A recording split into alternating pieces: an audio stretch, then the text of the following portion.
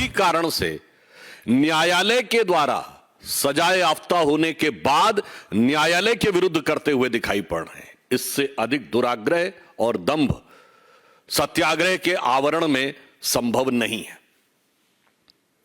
हम बहुत स्पष्ट रूप से कहना चाहते हैं कि इस पूरी प्रक्रिया में जो कुछ भी हुआ वो एक न्यायिक प्रक्रिया का हिस्सा था। न्यायिक प्रक्रिया के द्वारा उन्हें सजा हुई और यह बहुत समय से भारत की संसद के द्वारा बनाया नियम है जिसके तहत उनकी सदस्यता स्वतः चली गई।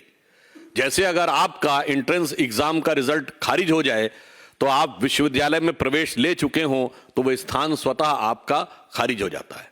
यह इसमें लीगल पोजीशन है और यानी इसके लीगल, पॉलिटिकल और मॉरल तीनों एस्पेक्ट हैं। अगर आप पॉलिटिकल एंगल से देखें, जितने भी प्रकार के आरोप लगा रहे हैं वो निराधार हैं। भारतीय जनता पार्टी का स्पष्ट मानना है कि आपको जो जो कहना है कहिए, जो अपशब्द कहने हो कहिए, भाजपा के विरुद्ध कहिए, हमने उसे स्वीकार किया है। सरकार के विरुद्ध आपने कितना कुछ कहा, हमने उसे शांति से स्वीकार किया।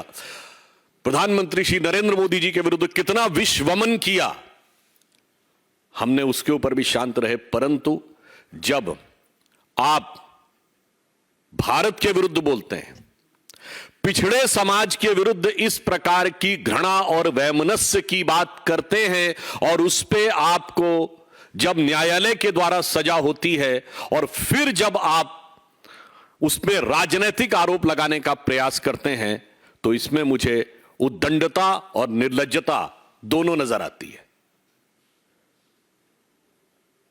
और यह हमें स्वीकार्य नहीं है क्योंकि यह भारत और भारत की परंपरा का अपमान है।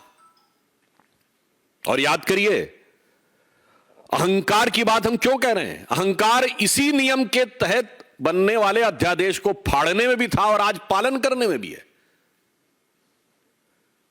दूसरा, हमारे हृदय में जो पीड़ा है, गांधी जी की समाधि पे आप अपने तथाकथित सत्याग्रह में ऐसे व्यक्तियों को ले जा रहे हैं जिन्होंने हिंसा में बढ़ चढ़कर हिस्सा लिया था। श्री जगदीश टाइटलर, सत्य और अहिंसा के प्रतीक गांधी जी की समाधि पर न सत्य न अहिंसा, असत्य और हिंसा दोनों के प्रतीकों को सामने लेकर फिर आप यह आवरण ओढ़ने का प्रयास कर रहे हैं।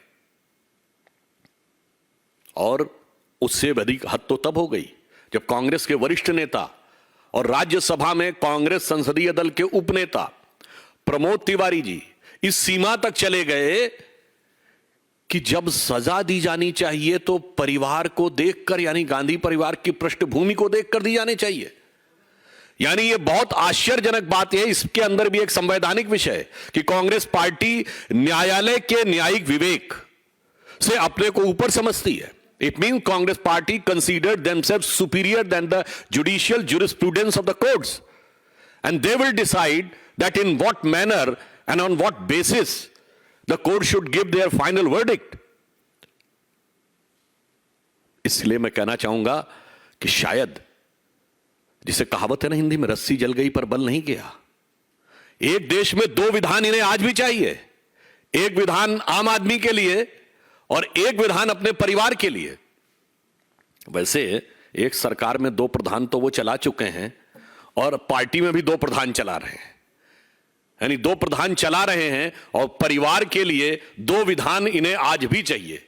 और फिर प्रमोद तिवारी जी कहते हैं परिवार की पृष्ठभूमि देख के देना चाहिए। तो मैं विनम्रता के साथ स्मरण दिलाना चाहता हूं कि आप ही के परिवार में आपकी दादी श्रीमती इंदिरा गांधी जी न्यायालय के द्वारा दोषी सिद्ध हुई थी चुनाव में धांधली के आरोप में।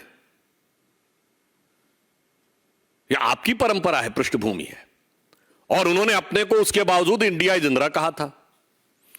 श्री राजीव गांधी जी भारत के पहले प्रधानमंत्री बने थे जो बोफोर्स में भ्रष्टाचार के आरोप में आए थे, और उन्होंने उसके बाद यह भी बोला था कि बड़ा पेड़ गिरता है तो धरती हिलती, यानी हजारों सिखों के नरसंहार को जस्टिफाई।